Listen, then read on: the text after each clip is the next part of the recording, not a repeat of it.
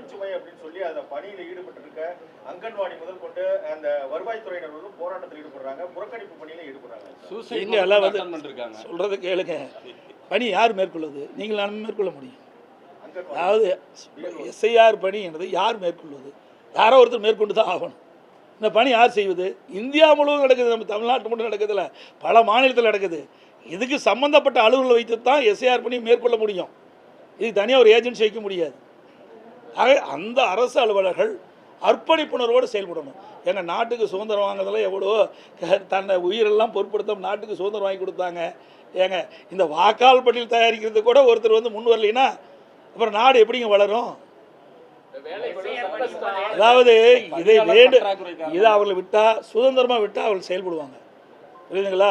அவர்களை சுதந்திரமாக செயல்பட விட்டால் அரசு அலுவலர்கள் இந்த பிஎல்ஓ அவர்கள் சரியான முறையில் செயல்படுவதற்கு தயாராக இருக்கிறாங்க.